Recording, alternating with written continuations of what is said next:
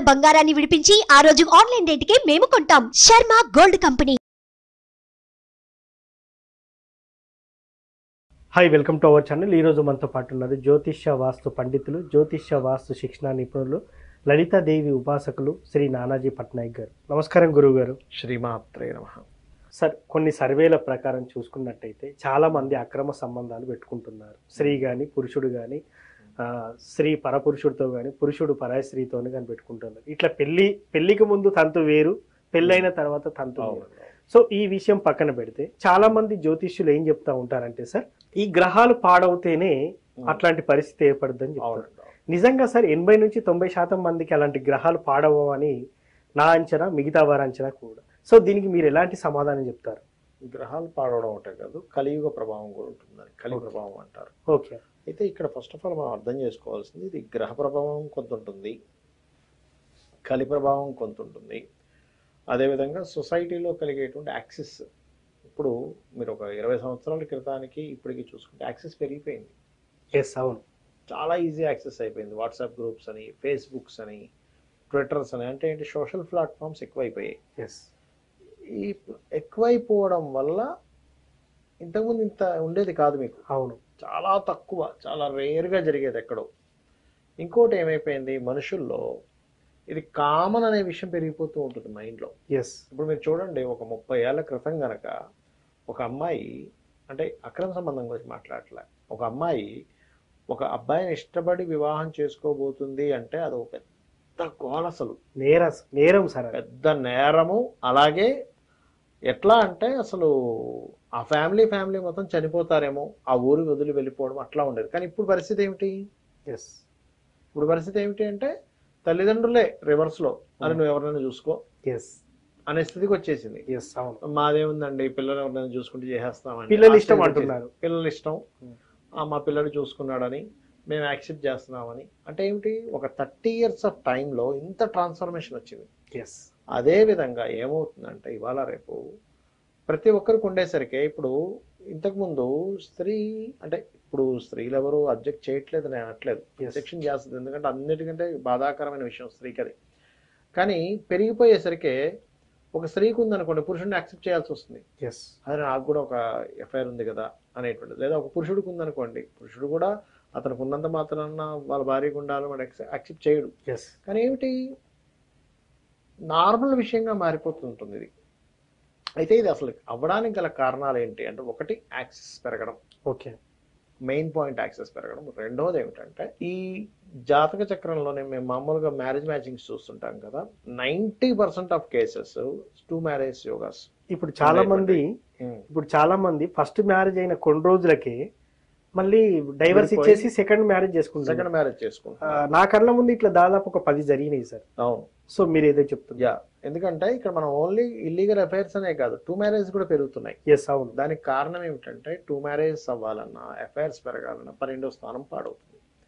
ఈ 12వ స్థానం పాడైంది అంటే, చిన్నప్పుడే మనం జాతక చక్రం చూసుకొని 12వ స్థానానికి సంబంధించిన దానాలు ఇవ్వడం కానీ, ఆ మంత్ర సాధన ఏ గ్రహాల ద్వారా అయితే పడింది దాన్ని చేసుకుంటూ ఉంటే పెద్ద అయ్యేసరికి ఈ ఇబ్బంది తగ్గుతుంది. FIR is different. And first marriage divorce అయిపోయి కోర్టు కేసులని, లేకపోతే పోలీస్ స్టేషన్లని, నానా గందరగోళం. ఆ అబ్బాయే కాకుండా వాళ్ళ ఇంట్లో వాళ్ళు కూడా ఇబ్బంది పడుతూ ఉంటారు ఈ విషయంలో. అయితే ఇక్కడ ఒకటి యాక్సెస్, ఇంకోటి గ్రహస్థితి, మూడోది ఏమిటి అంటే, మనకి చిన్నప్పటి నుంచి కూడా పిల్లలకి కానీ నేర్పట్లేదు. అంటే ఏమిటి, సొసైటీ అలా వెళ్ళిపోతుంది కాబట్టి అది కరెక్ట్ అనుకుంటున్నారు, కానీ అది కరెక్ట్ కాదు. కొన్నిసార్లు ఏమవుతుందంటే, వీళ్ళకి పూర్వజన్మల్లో బంధం ఉంటుంది ఒక్కోసారి. ఓకే. అంటే వీళ్ళిద్దరూ కావాలనేవి ప్రయత్నం చేయరు. కొన్ని సందర్భాలు మీరు చూడండి, ఇతనేమి కావాలని అఫైర్ పెట్టుకుందాం అనుకోండి, ఆ అమ్మాయి ఏమి అఫైర్ పెట్టుకుందామని అనుకోదు.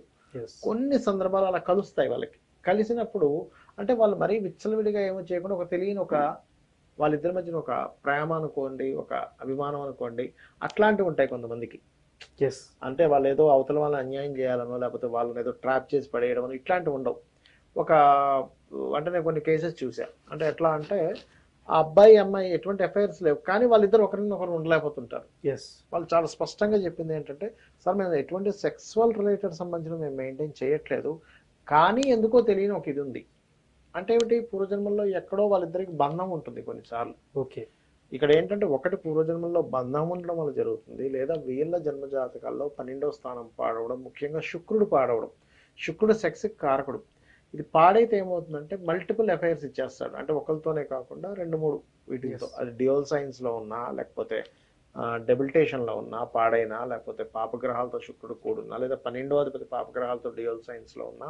12వ ఆధిపత్యం ఇచ్చే గ్రహం ఉంటుంది, ఎప్పుడు 12వ అధిపతే ఇవ్వడు. 12వ ఆధిపత్యం ఇంకో గ్రహానికి వస్తుంది, ఇంకో గ్రహానికి వచ్చినప్పుడు అది ఉన్నా ఇటువంటివి జరుగుతూ ఉంటాయి. అయితే ఇది అందరికీ ఇలాగే జరుగుతుంది అంటే దశ చూసుకోవాలి. అంటే మీకు ఏ దశ నడుస్తుంది, ఆ దశ తగ్గట్టుగా అవుతుందా లేదా. మేము ఈ మధ్య చూసే మాక్సిమం జాతకాలు 90% ఉంటున్నాయి. మీరు ఇందాకన్నా చూసారు ఒక సర్వే అని, అలా సర్వే అలాగో మేము రీసెర్చ్ చేస్తూ ఉంటాం. రీసెర్చ్ చేసుకుంటుంటే కొన్ని వేల జాతకాలు తీసుకుంటే, వేల జాతకాలు 90% ఆఫ్ కేసెస్ ఇట్లాగే జరుగుతున్నాయి. 90% ఆఫ్ సొసైటీలో కూడా ఇలాగే జరుగుతుంది. అంటే ఏమిటి, ఒకటి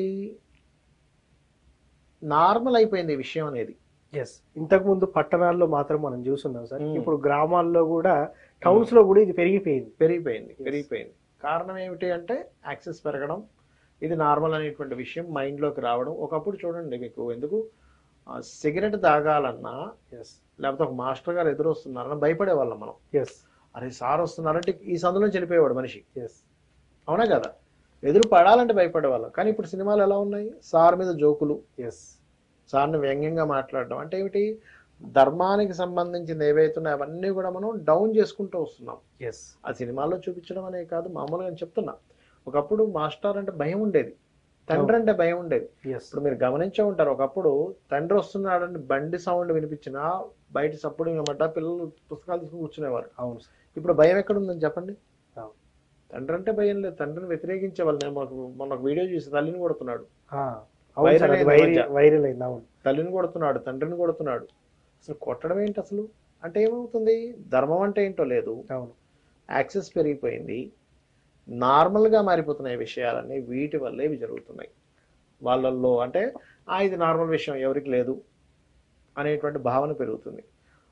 అయితే ఇక్కడ ఏమవుతుంటుందంటే కొంతమంది వాళ్ళు కావాలని ప్రయత్నం చేయకపోయినా జాతచక్రంలో ఉన్న కాంబినేషన్స్ వల్ల కూడా ఒక్కొక్కసారి ఇట్లాంటివి ఏర్పడుతూ ఉంటాయి. సార్ కలియుగ ప్రభావం అని మనం అనుకున్నాం, నిజంగా కలి ప్రభావం ఇలాంటి చేయడానికి చాలా ప్రేరేపిస్తూ ఉంటుంది. సో ఇది దాన్ని మనం యాదృచ్ఛికంగా అనుకోవాలా, తప్పుగా తీసుకోవాలా, లేకపోతే ఏదో జరిగిపోయింది అనుకోవాలా, దీనికి ప్రాయశ్చిత్తం ఏంటంటారు అసలు? ఒకటేనండి, శాస్త్రం ఏం చెప్తుందంటే మీ కర్మ బట్టి మీకు ఏర్పడుతుంది. కానీ దాని నుంచి బయటపడాలి అంటే నువ్వు లలితనో, లేకపోతే విష్ణు సహస్రనామాలను, లేకపోతే నిత్యం దేవత ఆరాధన చేసుకోవడం, అంటే మీరు డైవర్ట్ చేయగలగాలి కదా దాన్ని. అంటే ఇక్కడ ఏంటంటే ఒక ఎఫ్ఐఆర్ ఏర్పడింది, అది తెలిసిపోయింది మీకు. కొంతమందికి ఎలా ఉంటుందంటే, నేను చాలా మందిని చూశాను, ఫస్ట్లో ఎఫ్ఐఆర్లోకి వెళ్తారు, దాని తర్వాత అయ్యో ఇది నేను తప్పు చేస్తున్నాను, నేను అనవసరంగా ఇందులోకి వెళ్ళి ఇబ్బంది పడుతున్నాను, లేకపోతే అవతల వాళ్ళు ఇబ్బంది పడుతున్నారు, నేను దీని నుంచి బయటికి రావాలి అని అనుకుంటాడు మనిషి.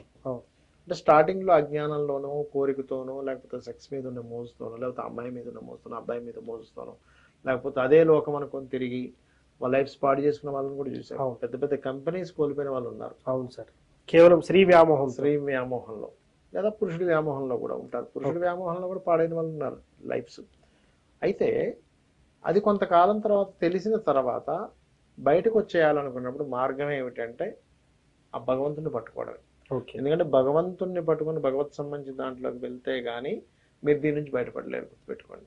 అది ఈ వ్యసనం అని కాదు. కొంతమంది చూడండి, ఇప్పుడు సిగరెట్లు తాగుతుంటారు, మందు తాగుతుంటారు, జూదాలు ఆడుతుంటారు, ప్యాకెట్లు ఆడుతుంటారు. వీటన్నిటి నుంచి కూడా మీరు భగవత్ సంబంధించిన దానికి డైవర్ట్ అవుతేనే కానీ అది బయటపడలేదు. ఈ మందు లేని రోగానికి మందు మాత్రం దేవుడే, భగవంతుడు పాదాలు పట్టుకొని ఇంకా నన్ను క్షమించు అని చెప్పని చేయాల్సిందే. So thank you sir. నిజంగా ఇప్పుడు ఉన్నటువంటి జనరేషన్లో అక్రమ సంబంధాలు ఎందుకు పెరిగిపోతున్నాయి అనే దాని మీద, అంశం మీద ఇంకొకటి ఏంటంటారండి, మనిషికి విలువ ఇవ్వకపోవడం వల్ల కూడా అవుతుంటాయి. అంటే ఇప్పుడు చూడండి, ఇప్పుడు ఒక స్త్రీ కావచ్చు, పురుషుడు కావచ్చు, ఇంకో వ్యక్తితో అక్రమ సంబంధం ఒక పురుషుడు పెట్టుకున్నాడు అంటే ఇంట్లో ఉండే భార్య కూడా కొంత దోషం ఉంటుంది. అలాగే అదేవిధంగా అమ్మాయి పెట్టుకుందంటే కూడా భర్తకు కూడా కొంత ఉంటుంది. అంటే ఏంటి, పట్టించుకోకపోవడము, ఆవిడకి ఇవ్వాల్సిన వాల్యూ ఇవ్వకపోవడము, ప్రేమ చూపించకపోవడం కూడా కారణాలు అవుతాయి ఒక్కోసారి. కర్మ ఏంటంటే సార్, ఇంట్లో ఉన్న భార్యని ప్రేమించలేడు, లేకపోతే భార్య ఇంట్లో ఉన్న భర్తను ప్రేమించదు. కానీ పరాయి పురుషుడు ఫోన్ చేస్తే, పరాయి స్త్రీ భర్త పలానా పర్సన్కి ఫోన్ చేస్తే వీళ్ళు ప్రేమించుకుంటారు కానీ ఇంట్లో ఉన్న వాళ్ళని అలా కాదు ప్రేమించారు. అలా కాదు. ఇక్కడ ఏమవుతుందంటేనండి, ఇప్పుడు మీరు ఒక గెస్ట్ వచ్చారు, Yes. గెస్ట్ కి అటెన్షన్ పే చేస్తారు కానీ రోజు ఉండే వాళ్ళకి పే చేయరు. Yes. అలాగే ఇక్కడ ఏంటంటే వీళ్ళిద్దరూ తెగిపోతుందేమో అనే దీంతో జాగ్రత్తగా కాపాడుకుని ఉంటారు. ఓకే. అంటే ఏమిటి, ఏం చెప్తున్నా కానీ అబ్బా ఆహా ఊహో అని పొగుడుతుంటారు. ఎస్. ఇది బయట వాళ్ళు. ఎస్. అవును. కానీ ఇంట్లో వాళ్ళు అలా ఉంటారు, ఫ్యాక్ట్స్ మాట్లాడుకుంటారు. ఫ్యాక్ట్స్ అనేది మనిషికి నచ్చదు కదా. అదే కదా. అట్లా. సో ఎనీవే సార్, ఈ అక్రమ సంబంధాల మీద మనం విశ్లేషించి మాట్లాడుకున్నట్టయితే అసలు ఎందుకు ఎలా జరుగుతుంది అనే దాని మీద చాలా క్లారిటీ ఇచ్చారు సార్. Thank you. శ్రీమాత్రే నమః. సో చూసారు కదా, ఇది వాటి కార్యక్రమం. మరో కార్యక్రమంలో మళ్ళీ కలుద్దాం. Thank you.